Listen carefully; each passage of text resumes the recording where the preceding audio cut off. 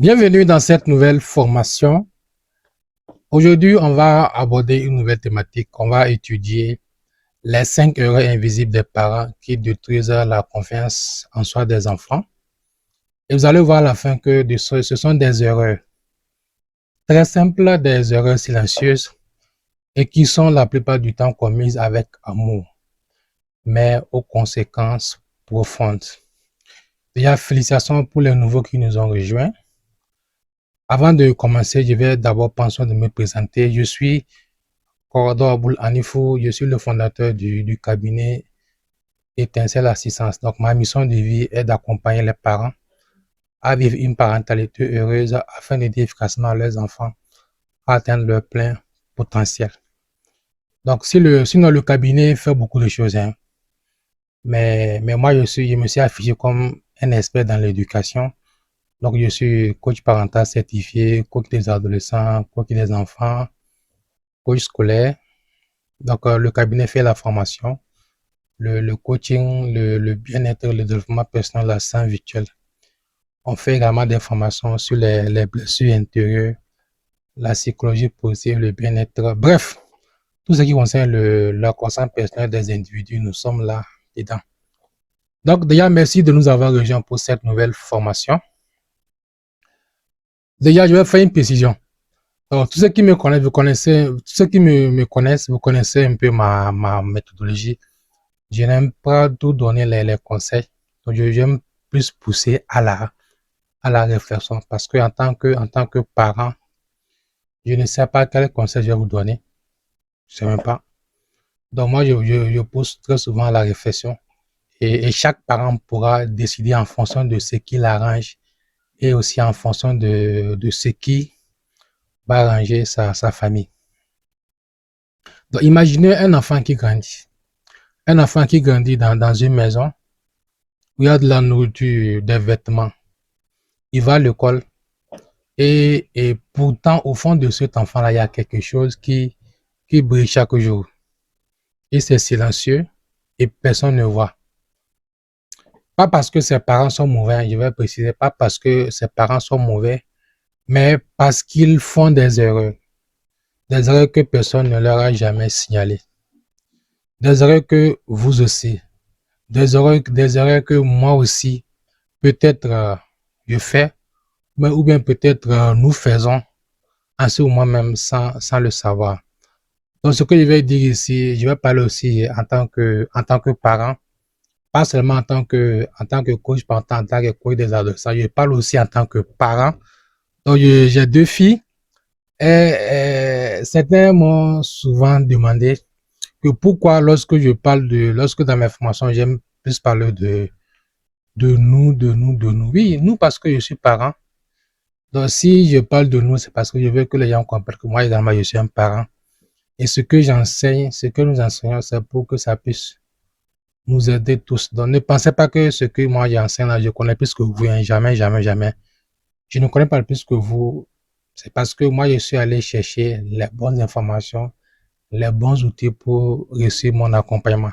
Si vous-même, en tant que parent, vous prenez le temps de vous former, c'est sûr que vous allez avoir des outils que moi-même j'ai eu et vous allez voir que tout sera encore plus facile lorsque vous êtes dans l'accompagnement. Donc déjà, encore une fois, merci pour votre engagement. Merci pour votre humilité. Déjà, le fait que vous soyez là ici avec nous, c'est quelque chose de très fort. Vous avez laissé votre temps, vous vous souciez de vos enfants. Donc ça, c'est une chose à vraiment saluer. Et on sent que vous voulez faire de votre mieux. Et c'est quelque chose que nous devons ensemble encourager, prendre le temps aussi de, même si on n'a pas le temps, oui, au moins, même si au moins une fois par mois, essayer de voir qu'est-ce que je peux encore revoir pour pouvoir aider mes enfants à aller de l'avant. Pourquoi le parent doit tout le temps chercher à se perfectionner, à s'améliorer? Parce que nous sommes dans un monde qui va à 100 à l'heure.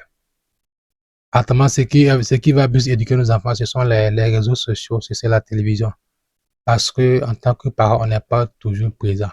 Mais si on fait un effort de se mettre à jour, je sais qu'on peut faire beaucoup de choses pour vraiment aider nos enfants.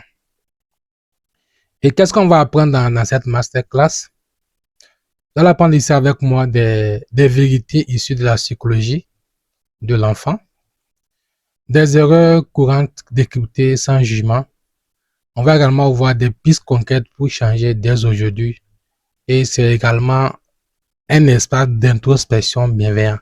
Donc, vous allez voir que dans tout ce qu'on va faire ici, je ne vais en aucun cas vous juger. Ça, je vous permets. Et ça, je vous le promets. Je ne vais pas vous juger. Mon idée n'est même pas là ici pour juger qui que ce soit. Hein. Je vais ici pour nous éclairer. Nous éclairer, vous éclairer. Et un parent qui est informé est un parent qui peut changer. Je répète, un parent qui est bien informé est un parent qui peut changer. Je ne crois pas qu'il y ait un mauvais parent.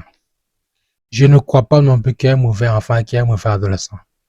Je crois qu'il y a des parents qui n'ont pas la bonne information. Je crois qu'il y a des parents qui n'ont pas encore compris le fonctionnement de leurs enfants, de leurs adolescents. Je crois qu'il y a des parents qui sont, entre guillemets, ignorants. Donc, encore une fois, merci pour votre présence ici. Merci encore une fois pour votre humilité. Donc, maintenant, on va commencer. Hein.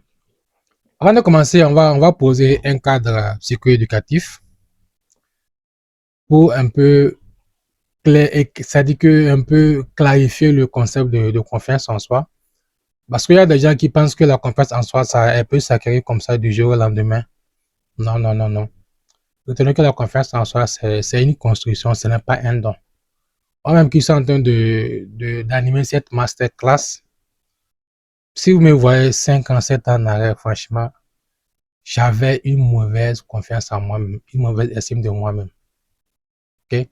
Donc, cette confiance-là, ça se travaille au jour le jour. Si personne dit qu'elle n'a pas confiance en elle, c'est que cette confiance-là, elle a été détruite de jour au jour. Et retenez que cette confiance du côté de nos enfants-là, il n'y a pas quelque chose avec lequel on ne naît pas. Certains vont dire qu'ils vont demander est-ce que c'est inné ou bien est-ce que c'est acquis. Donc, on ne naît pas. On ne naît pas. Ça se construit. Et qui construit cette confiance-là, ce sont les parents. Donc, retenez ça clairement. La confiance en soi, ça se construit ou bien ça se détruit jour après jour avec les interactions avec les adultes qui l'entourent. Qui sont ces adultes-là? Ça peut être le parent même, le parent de l'enfant, les enseignants, les voisins, les frères, la société. Donc, moi, je ne pense pas, et c'est ma conviction, il n'y a pas un mauvais enfant, il n'y a pas un mauvais adolescent. Il n'y a que les adolescents qui sont très mal entourés. Et parlant de confiance en soi, pour que nos enfants puissent grandir, il faut travailler sur deux choses. Ou bien si vous n'avez pas travaillé sur ces choses-là depuis l'enfance, c'est pas grave, on peut toujours se rattraper. D'abord, c'est l'attachement et ensuite l'estime de soi. Et c'est quoi l'attachement? Peut-être qu'avec le temps, on va encore faire une formation sur l'attachement. Donc d'abord, l'attachement, c'est le lien émotionnel sécurisé entre l'enfant et ses figures parentales. Donc lorsque l'enfant vient au monde, les premières personnes avec qui il a été au contact. Donc si l'enfant a été l'enfant a été au contact de ses deux parents, donc il va développer ce qu'on appelle l'attachement sécu. Lorsqu'il n'a pas été, qu'il n'a pas été frotter à ses parents, ben les parents étaient absents. Donc, on va avoir un attachement qui sera bien sûr un attachement non sécurisé. Mais aujourd'hui, on ne va pas parler en détail de l'attachement. Peut-être qu'on va parler de ça dans les autres formations qui vont venir. Et l'attachement va déterminer ici la capacité de l'enfant à explorer le monde en se sentant protégé. Maintenant, déjà la question que j'aimerais vous poser, est-ce que lorsque vous vous observez en tant que parent, est-ce que vous avez vécu l'attachement sécurisé avec vos parents? Point d'interrogation. Est-ce que vous observez vos enfants, vos adolescents? Est-ce qu'ils ont été dans l'attachement sécurisé? Point d'interrogation. Deuxième pilier, c'est l'estime de soi. Ça, c'est la valeur que l'enfant s'accorde à lui-même. Et cette estime-là se forge dans les regards dans les mots, dans les attitudes des adultes qui l'entourent au quotidien. Donc, si l'enfant a toujours entendu, tu ne vaux rien, tais-toi là-bas, dirais là-bas, bah que cet enfant-là va avoir une mauvaise estime de lui-même. Et vous voyez que ces deux fondations-là, ces deux piliers-là, l'attachement et puis l'estime de soi, ce sont des fondations invisibles sur lesquelles repose toute vie, toute notre vie. Ça n'est pas de notre vie en général, je ne parle pas des enfants, de notre vie en général. Si on n'a pas été dans un attachement sécure, si on n'a pas une bonne estime de nous-mêmes, je vous assure que on aura une capacité. C'est-à-dire qu'on n'aura pas une capacité à aimer les gens, à travailler, à résister aux épreuves ou bien à croire en nous-mêmes. Parce que l'attachement a été blessé, ou bien on a une faible estime de nous-mêmes. Et qu'est-ce que la recherche dit par rapport à l'estime de soi et à l'attachement? Ok? Voilà ce que la recherche dit. La recherche nous dit que les blessures les plus profondes ne viennent pas des grands traumatismes visibles, elles viennent des petits gestes répétés, des mots banals du quotidien, des attitudes inconscientes que les parents adoptent, souvent par habitude, par épuisement ou parce qu'on leur a appris à faire ainsi. Je vais reprendre cette partie-là. Les blessures les plus profondes ne viennent pas des grands traumatismes visibles, elles viennent des petits gestes répétés, des mots banals du quotidien, des attitudes inconscientes que les parents adoptent, souvent par habitude, par épuisement ou parce qu'on leur a appris à faire ainsi. Lorsqu'on prend ce que je viens de vous expliquer, lorsqu'on prend ce que dit la recherche, moi, ce qui retient mon attention, c'est trois éléments. C'est la répétition. On dit, ce sont des gestes répétés. Vous l'avez fait le mois passé, la semaine passée, avant-hier, hier. Donc, ces gestes répétés vont creuser les sillons les plus profonds dans la psyché de l'enfant. Parce que ça a été répété. Un exemple, chaque matin, vous dites, non, toi, tu ne vaux rien, tu es trop nul, tu es trop mauvais, tu es trop désordonné. Donc, vous voyez que vous avez répété les mêmes phrases et son inconscient a accepté cela.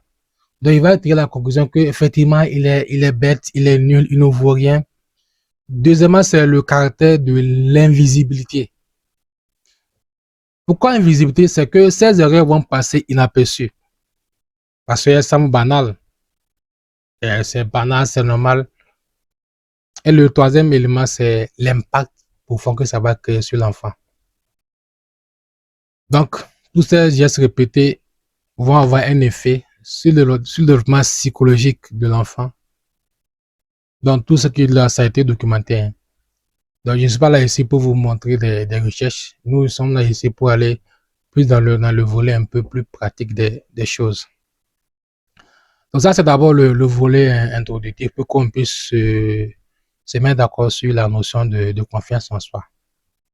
Maintenant, passons aux 5 erreurs invisibles qui détruisent la confiance en soi de nos enfants.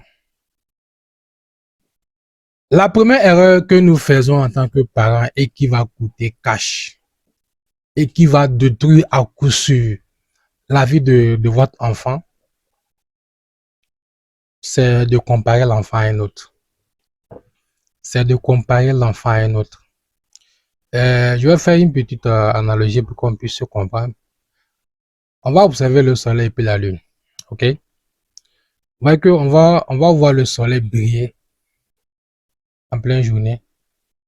Même si par moment on voit des étoiles dans la journée. Mais dans la journée, c'est le soleil qui brille. Et le soir, c'est les étoiles qu'on voit plus briller.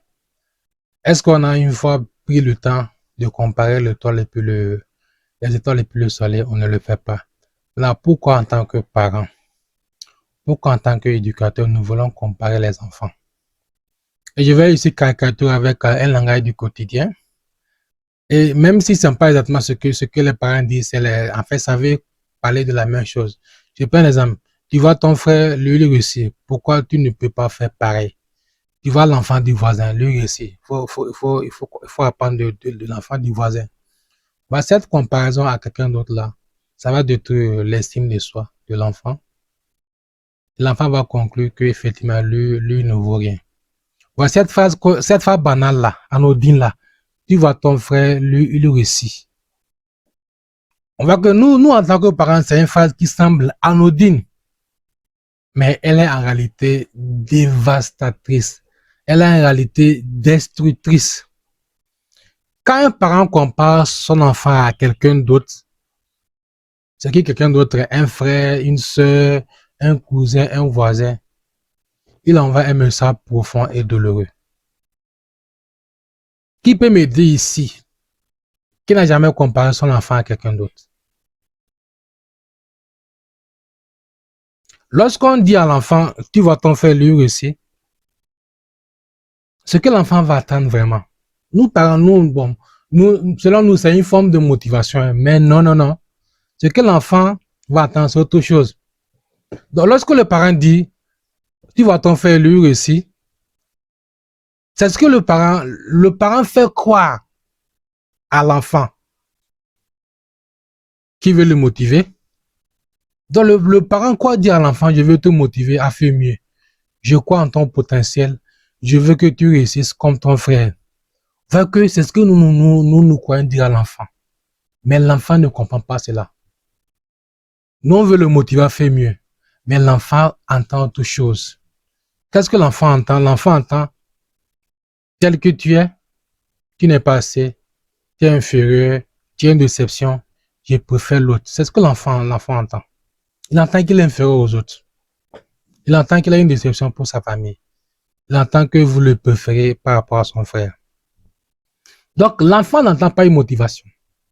Il entend un rejet. Et c'est là que les blessures du rejet commencent depuis l'enfance. L'enfant entend un rejet. Et à force d'entendre ce rejet, il finit par y croire. Il commence à se définir par rapport aux autres, à chercher constamment l'approbation extérieure et à douter de sa propre valeur. Donc, voilà les dégâts que nous voyons lorsqu'on prend le temps de comparer les enfants. Donc, ici, la vérité que les parents doivent comprendre, c'est que chaque personne est unique. Moi qui suis en train d'animer cette masterclass, je suis tellement unique. Donc, votre enfant est unique avec son rythme, ses propres forces, sa propre trajectoire. Comparer son enfant à quelqu'un de c'est nier cette unicité. Vous voyez que l'école même est en train de faire un dégât. Notre système éducatif est en train de faire un dégât sans s'en rendre compte. Il fait de comparer les enfants en quelque chose de très dangereux. Mais bon, on n'est pas laissé pour critiquer le système éducatif. Hein. Moi, je parle aux parents pour que les parents puissent comprendre ce qu'ils peuvent faire pour pouvoir aider leurs enfants. Donc, la première erreur qui va détruire à coup sûr la vie de votre enfant, c'est de le comparer à quelqu'un d'autre. La deuxième erreur qui peut à coup sûr dévaster la vie de votre enfant, c'est de minimiser ses émotions. Voilà, vous voyez que nous-mêmes, en tant que parents, moi ça va. Hein. Moi, j'avais eu ce défaut-là dans le passé. C'était quoi? L'intelligence émotionnelle. Parce qu'on m'a pas appris ça. On m'a pas éduqué à la gestion des émotions. On m'a pas éduqué. Un parent qui n'a pas été éduqué aux émotions. Un parent qui ne connaît pas l'alphabet émotionnel. Un parent qui est analphabète des émotions, il va faire des dégâts. Il va dire à l'enfant, arrête de pleurer, ça ne sert à rien. Arrête de pleurer pour ça, c'est rien.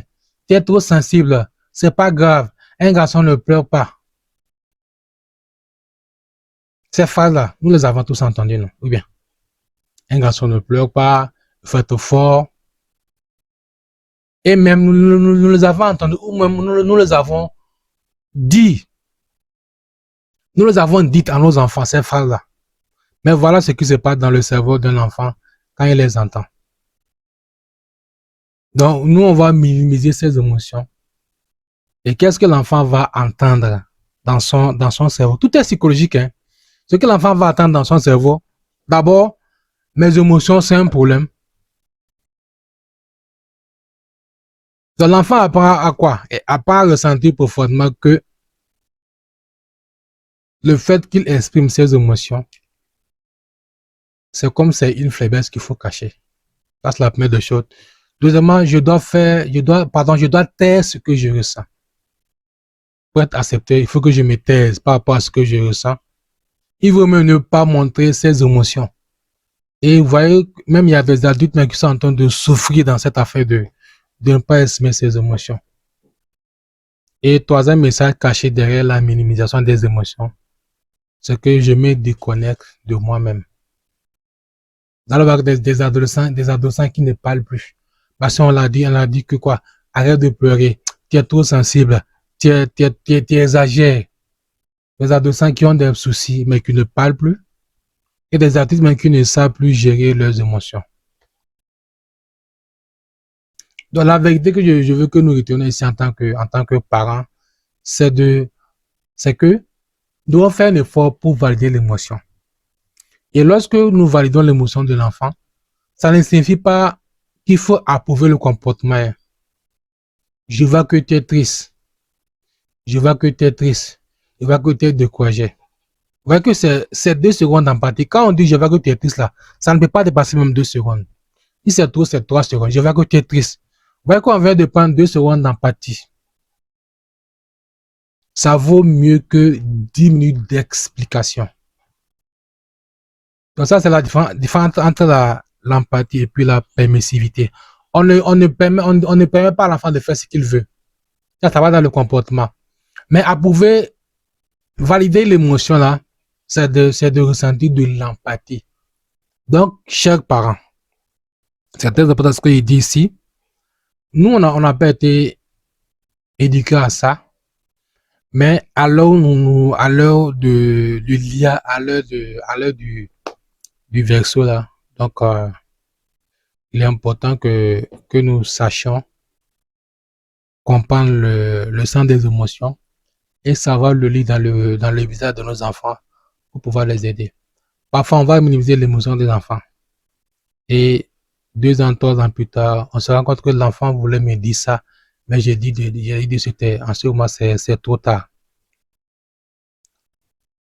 La troisième erreur qui va détruire à coup sur la vie de nos enfants, ce sont les humiliations. Ce sont les humiliations. Je vais parler de punitions humiliantes. OK? La troisième erreur, ce sont les humiliations. Mais les punitions humiliantes. Bon, il y a des parents, moi c'était mon ancienne version. Mais en ce moment, je n'avais pas encore des enfants. Donc j'étais quelqu'un de très colérique. De très, très, très colérique. Très colérique. Et j'ai même fait des erreurs dans le passé, ça je le reconnais. Bah, sous l'effet de la colère, je faisais de n'importe quoi. Donc certains parents, sous l'effet de la colère ou de l'épuisement, utilisent des punitions qui ne visent pas le comportement de l'enfant, mais sa personne. Et quand on essaie d'humilier l'enfant, parfois il y a des phrases qu'on va répéter, des phrases du genre tiens bon à rien. J'aurais voulu ne pas t'avoir. Tu me fais honte. Je vais vous raconter une histoire pour que vous puissiez comprendre ce que je dis ici. Bon, on a raconté une dame. Elle est policière. Elle est policière. Son plan, c'est quoi? Bon, lorsqu'elle était adolescente, elle avait 11 ans, 11 ans. Donc, dans les échanges des parents, elle a pu entendre le papa dire que, est-ce que tu sais que c'est un garçon que j'ai voulu avoir? C'est un garçon que j'ai voulu avoir. Et la maman aussi dit que oui, moi aussi, j'ai voulu qu'on ait un garçon. Et la fille a entendu ça. Donc, comme les parents disent que j'ai voulu avoir un garçon, donc, pour elle, comme elle est fille, et que les parents voulaient un garçon. Donc, elle a mis dans sa tête que elle doit être très fort. Donc, cette fille-là, il n'y a pas un garçon qui a pu battre cette fille-là. Et elle a décidé de ne pas se marier. Elle a décidé de ne pas se marier. Ouais, j'aurais voulu ne jamais t'avoir. Peut-être c'est ce que les parents disent inconsciemment sans s'en rendre compte. Mais eux, ils n'ont pas dit ça. Mais j'ai voulu que vous compreniez ce que nous disons. Mais pour eux, ce n'était pas pour humilier l'enfant. Mais l'enfant entendu comme c'était comme une forme d'humiliation, comme une forme de rejet en quelque sorte. Et il s'est battu toute sa vie. Jusqu'à l'heure, je vais vous dire qu'elle n'a pas encore marié. Elle a refusé de se marier. Mais les gens, peut-être là, les gens seront en train de la juger, qu'est-ce qu'elle attend pour se marier, sans comprendre ce qu'elle a vécu. Ok? Donc, ce sont des paroles comme ça, tu ne sers à rien, j'aurais voulu ne pas t'avoir, tu fais ma honte. Et la honte, c'est l'ennemi numéro un, je peux le dire, de la confiance en soi. La honte, c'est l'ennemi numéro un de la confiance en soi. Ouais, je vais vous expliquer quelque chose. Ouais, nous, quand on était enfants, quand tu urines là, quand tu pisses sur la natte, qu'est-ce que les parents font très souvent? Donc, on va jeter tes habits, ta natte là, au grand dehors, pour qu'on sache que tu as uriné dans la chambre la nuit. Donc, peut-être que les parents le faisant, ils pensent que non, c'est juste pour t'amener à changer, mais c'est un comportement qui détruit à cause sur nos enfants. Donc, quand on dit à l'enfant, tu es un bon à rien, j'aurais voulu ne pas t'avoir, mais tu fais ma honte, vous allez voir que pardon, ces mots, une fois prononcés, s'impriment dans la mémoire émotionnelle de l'enfant, comme une cicatrice, comme une blessure. Même si le parent s'excuse ensuite, la blessure va rester. Et un enfant qui a honte de lui-même n'ose plus explorer, ne prend plus de risques, se construit une carapace pour ne plus jamais être blessé. Voilà ce que fait la honte quand on essaie de renier un enfant. La vérité, c'est quoi? Discipliner. Oui. Humilier jamais. Il ne faut jamais, jamais, jamais humilier l'enfant. La discipline efficace s'adresse au comportement, pas à l'identité de l'enfant. Je répète. La discipline efficace s'adresse au comportement, pas à l'identité d'un enfant. La quatrième erreur qui va à cause de détruire nos enfants, c'est l'hyperprotection. L'hyperprotection. Cette hyperprotection va étouffer. Chez nous, pour nous, ce n'est pas une erreur. Hein? Parce qu'on ne voit pas ça comme une erreur parce que elle est habitée d'amour. Le fait que je protège mon enfant, je le protège. Et à force de le protéger, on va aller maintenant dans dans l'hyperprotection. C'est une erreur. Laisse, je vais le faire pour toi. Les parents qui font les devoirs à la part des enfants, non, c'est trop dangereux, il faut laisser. Je vais régler ça avec ton professeur. Donc, on veut tout faire à la part de l'enfant. Et quand on rentre dans cette hyper protection là, on va étouffer l'enfant.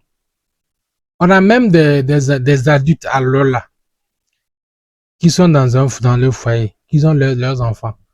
Avant de décider là, il faut qu'ils demandent l'avis de ses parents. Parce qu'ils ont été trop hyper protégés et n'arrivent plus à décider. Donc, il y a un message terrible derrière la surprotection d'un enfant. On croit protéger l'enfant parce qu'on l'aime. En réalité, on l'envoie un message terrible, soit disant que tu n'es pas capable, tu n'as pas besoin de le faire seul, tu as besoin de moi pour survivre. Tu n'es pas capable, tu n'as pas besoin de le faire seul, tu as besoin de moi pour survivre. Et là, on va voir que cet enfant n'apprend plus, il n'apprend pas à jouer, il n'apprend pas à se relever, il n'apprend pas à résoudre ses propres problèmes. Et on va voir qu'il sera un adulte fragile, dépendant et terrorisé par l'imprévu. Comme je viens de le dire, les adultes même qui ont des enfants, qui avant de décider encore vont demander toujours l'avis de leurs parents. La vérité, c'est bon d'aimer, hein, mais aimer là, parfois aussi, c'est de laisser tomber pour apprendre à se relever. Donc parfois même la confiance se construit dans l'adversité, pas dans l'absence de défis. Donc moi j'ai appris à souffrir, hein. J'ai appris à souffrir. Donc où que je sois, ce qui est sûr, je vais toujours trouver des idées pour pouvoir m'en sortir. Ça c'est sûr. On va expliquer cette illustration-là. Donc d'abord je ne suis pas trop mathématique, hein. Ça on appelle ça l'axe des, c'est abscisse, non, ça c'est abscisse, B, ça c'est ordonné. Voilà. Donc, si on prend sur cette, bon, laissez-moi, si on prend sur cette, si on prend sur cette ligne-là, là c'est la haute autonomie. De l'autre côté, ça l'autonomie, faible autonomie. En bas, la faible, la basse sécurité. Et en haut, c'est la haute sécurité. Vous voyez? Dans la haute sécurité, nous, ça dit que c'est ça, c'est l'hyperprotection. Donc, nous avons la superprotection, ce qui va créer ce qu'on appelle la dépendance excessive. Lorsqu'on a trop surprotégé l'enfant, donc là, ça va dégénérer vers la dépendance excessive. Mais lorsqu'on est tout le temps dans le contrôle rigide, là, ça va dégénérer quoi? La peur de l'échec. La peur de l'échec. Donc, dans la haute sécurité, nous avons la superprotection, le contrôle rigide. Quand on est dans la haute sécurité, ça ne va jamais aider l'enfant. OK? Mais quand on est dans la basse sécurité, oui, c'est pas qu'on le sécurise pas, hein. On va l'aimer, on va laisser le faire, on va le laisser faire en guidant. C'est là que nous avons maintenant l'autonomie guidée. Lorsqu'on va adopter l'autonomie guidée, on va avoir une confiance qui va croître, une confiance croissante de l'enfant. Et lorsqu'on va aussi l'encourager au risque, il va développer la résilience. Il va développer la résilience. Donc, il faut plus aller dans l'autonomie haute et la basse sécurité. Donc, lorsque la sécurité est trop haute, on aura une faible autonomie. Mais lorsqu'on a une sécurité qui est basse, donc on permet à l'enfant de faire un peu, là, de faire un peu et on essaie de l'encadrer. Là, on va aller vers la haute autonomie. Donc, voilà ce que je voulais vous faire comprendre avec cette petite illustration-là.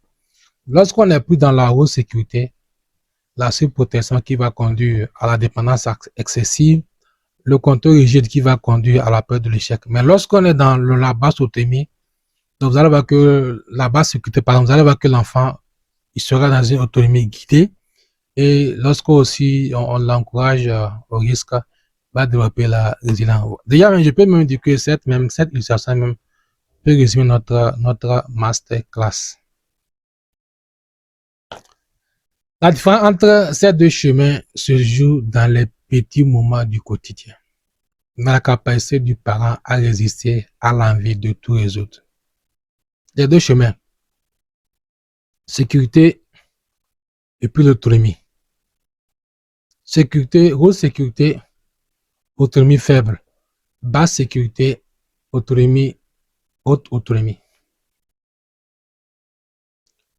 La cinquième et la dernière erreur qui va détruire à coup sûr la confiance en soi de l'enfant, c'est les promesses non tenues et l'incohérence. Les promesses non tenues. Je vais vous expliquer une histoire. Donc, imaginez un jeune qui devait passer le BPC. Le BPC, et ses parents lui ont promis que lorsqu'il va réussir au BPC, on va l'acheter une moto 135. Et vous voyez que les motos 135, c'est des motos qui coûtent combien? Ou bien on va prendre une moto flèche. Flèche là, c'est la moto du mois. Une moto flèche qui va coûter, je crois, 1 500 000, 1 700 000. Donc, on l'a promis ça à cet adolescent là. L'adolescent là, il a bossé. Et il a eu son BBC au premier tour. Donc, il a réussi à son examen, il est allé, il est allé voir ses parents pour qu'on achète sa moto. Et c'est là que le parent lui dit non, il n'a qu'à patienter un peu. Il n'a qu'à patienter un peu, que non, il n'a pas encore l'argent pour sa moto. Donc, plus le temps avançait, l'enfant boudait, quoi. Et la maman, connaissant le tempérament de l'enfant, il a décidé de l'acheter une petite moto de 400 000 francs.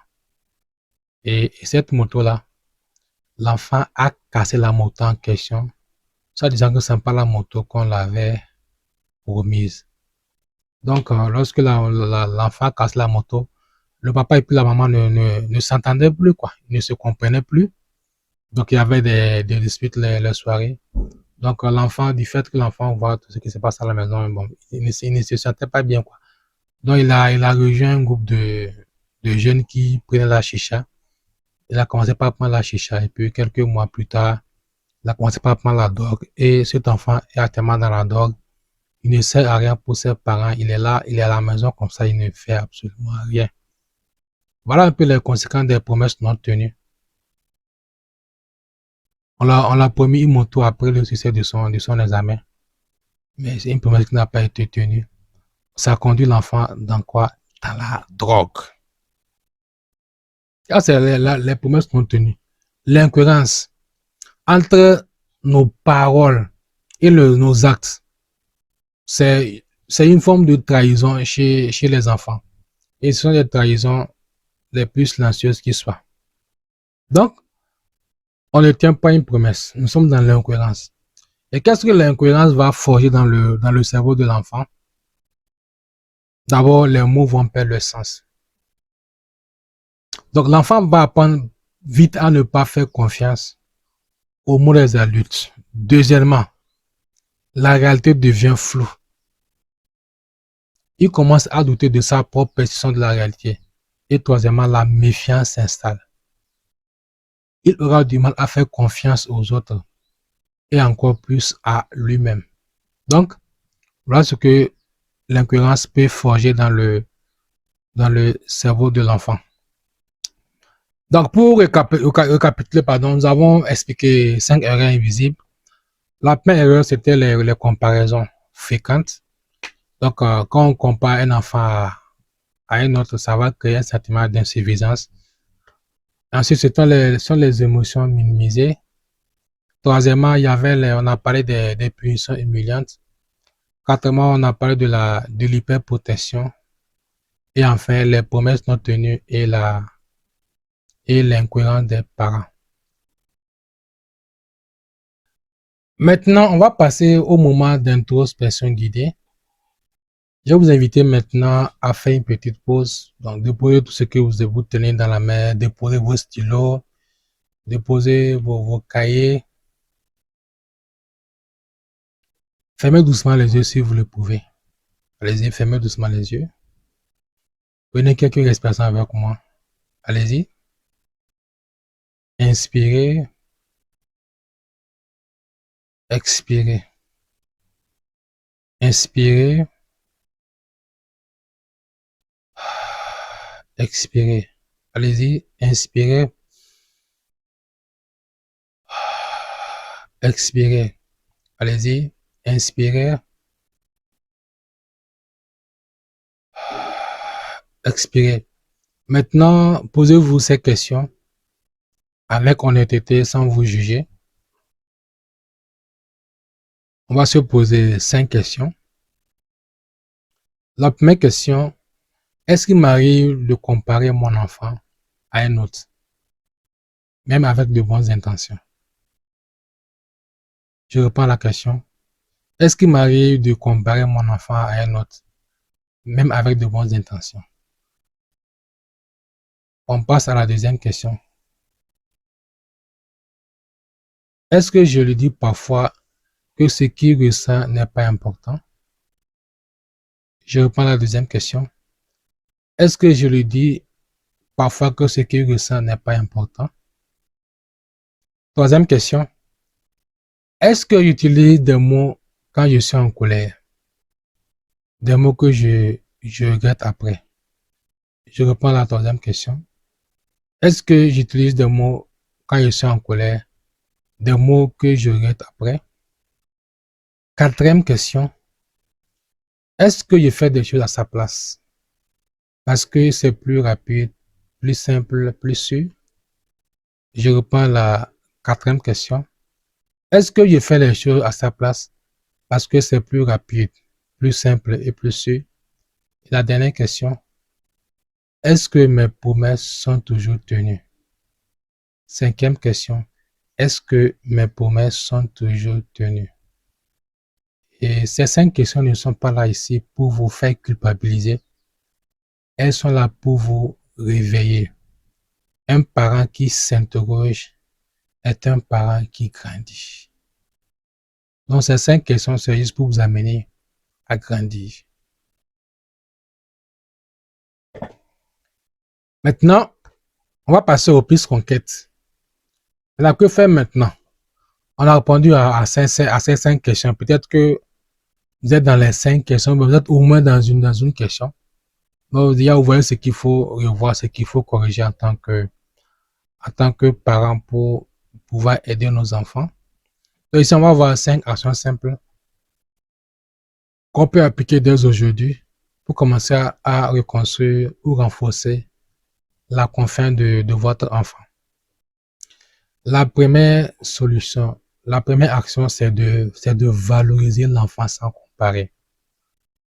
Valoriser l'enfant comparé. Donc, quand on dit de valoriser, il y a des choses qu'il faut éviter. Refuser, ça dit qu'il faut carrément refuser. Il faut carrément éviter les phrases du genre, regarde ton frère, lui il arrive, pourquoi pas toi? Et qu'est-ce qu'il faut dire à la place? Tu as progressé depuis la dernière fois. Je suis fier de toi. Tu as progressé depuis la dernière fois. Je suis fier de toi. Si vous voulez, cette phrase, il faut la mémoriser. Tu as progressé depuis la dernière fois. Je suis fier de toi. Et quand on dit à l'enfant, tu as progressé depuis la dernière fois, je suis fier de toi, vous êtes en train de comparer l'enfant uniquement à lui-même. Vous avez comparé l'enfant qu'il était hier par rapport à aujourd'hui. Retenez que sa seule progression, sa progression personnelle est la seule mesure qui compte. OK? Donc la première solution, c'est de valoriser sans comparer l'enfant aux autres. Deuxième solution, c'est d'accueillir les émotions de l'enfant. Et la formule magique qu'on utilise très souvent pour accueillir les émotions de l'enfant, je vois que tu ressens et vous répétez ce qu'il ressent. Et pour pouvoir accueillir les émotions, c'est 3 choses. Il faut observer. Et quand on observe l'enfant, on peut facilement nommer son émotion. Est-ce que c'est la peur? Est-ce que c'est la tristesse? Est-ce que c'est le dégoût? Après avoir observé, maintenant on va valider. Et comment on fait pour valider? Je vois, je comprends que tu sois triste, que tu sois en colère, que tu sois dessus. Là, on a pris 2 secondes pour valider l'émotion de l'enfant. Et maintenant, on va accompagner. Maintenant, dans l'accompagnement, est-ce que les parents, en tant que parents, vous avez appris à gérer vos émotions? Est-ce que vous avez à comprendre ce qu'il y a, le comportement qui est caché derrière une émotion? Donc, ici, quand il parle d'accompagner, c'est que il faut aborder le comportement de l'enfant de l'émotion. Quand on dit que l'enfant se comporte mal, entre guillemets, il y a une émotion qui n'est pas satisfaite. Et quand l'émotion n'est pas satisfaite, ça va générer une émotion forcément négative, un comportement négatif. Donc, observer, valider, accompagner. Troisième solution, troisième clé, c'est de discipliner sans humilier. Discipliner sans humilier, ça veut dire de parler du comportement, pas de la personne. Parler du comportement, pas de la personne. Et on va différencier ces deux paroles-là. Ce que tu as fait n'était pas correct. Ça, c'est le comportement. Mais quand on dit tu es mauvais, ça c'est la personne. Quand on dit tu es mauvais, on est en train de l'étiqueter. Voyez la nuance, c'est immense. Hein? Ce que tu as fait n'est pas correct. Ça, c'est, tu as parlé de son comportement. Mais quand tu dis tu es mauvais, ça, tu as parlé de sa personne. Donc, tu es en train de l'humilier, tu es en train de l'étiqueter. Quatrième solution, laisser pardon, nos enfants échouer en sécurité. Laisser nos enfants échouer en sécurité. Nous devons éviter en tant que parents. Nous devons résister à l'envie de tout régler. Donc, lorsque, entre guillemets, un échec arrive, parce que nous, l'échec n'existe pas, c'est une expérience.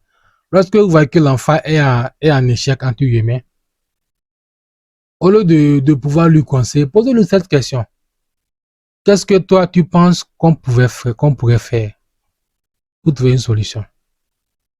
Et quand on pose cette question, on entraîne l'enfant à la pensée autonome. Et la cinquième solution, ça, c'est de tenir des promesses. Donc, vous voyez, dans la motivation, on parle de la motivation extrinsèque. Ça, c'est lié aux promesses.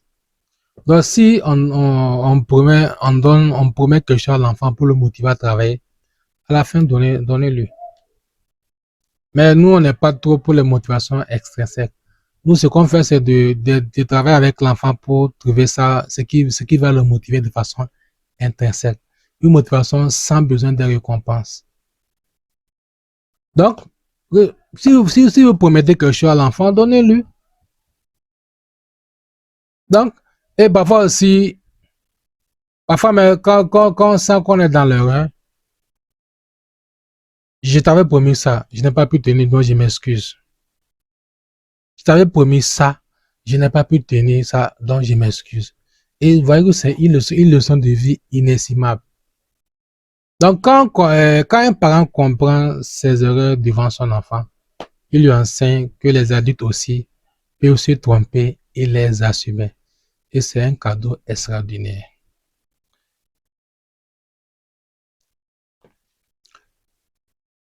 Donc, on vient de voir les 5 erreurs qui vont détruire à coup sûr la confiance en soi de nos enfants. Et ici, voyez sur votre écran, quel sera l'impact d'un parent qui change? Parce que j'ai parlé des 5 erreurs. On va dire non, ça c'est pas trop grave. Donc, si vous avez accepté ces 5 erreurs-là, donc, voyez l'impact. C'est en 6 étapes. L'impact que ça va créer, le parent prend conscience. On vient de voir 5 erreurs. Maintenant, vous avez pris conscience. Deuxième étape, vous allez commencer par changer des petits comportements. Troisième impact, l'enfant se sent vu et valorisé. Quatrième impact, l'enfant prend confiance. Quatrième étape, l'enfant devient un adulte résilient. Et tout, vous voyez que si ces 5 étapes-là, d'abord le parent a pris conscience, ensuite le parent change des petits comportements. Troisièmement, le parent se sent vu, l'enfant se sent vu et valorisé. Quatrièmement, l'enfant prend confiance en lui. Et cinquièmement, l'enfant devient un adulte résilient. Vous allez voir que le cycle va se transmettre à la génération suivante. Donc, si vos parents, vous avez fait un effort, vous avez compris ces 5 erreurs-là, vous ne les commettez plus. Donc, vous faites en sorte que vos enfants aussi, si vous ne le commettez plus, vous faites que l'enfant soit valorisé. L'enfant prend confiance en lui. Donc, la confiance que l'enfant a reçue là, lui-même, il va transmettre ça à ses enfants. Ces enfants vont transmettre ça aux enfants de leurs enfants. Donc, ça, c'est le cycle de la parentalité qui va se transmettre de génération en génération. Donc, je peux dire que peut-être que c'est vous, le parent, qui est en train de briser le cycle. Peut-être que vous avez été éduqué sur l'humiliation, la honte, le rejet. On ne vous a jamais valorisé, on n'a jamais accepté vos émotions. Mais vous allez accepter d'éduquer vos enfants sans les humilier. Vous allez accepter vous allez valider leurs émotions. Vous n'allez plus les comparer aux autres. Donc, vous êtes en train de briser le cycle là. Et ça fera du bien à vos enfants. Et également, ça fera du bien aux enfants de vos enfants.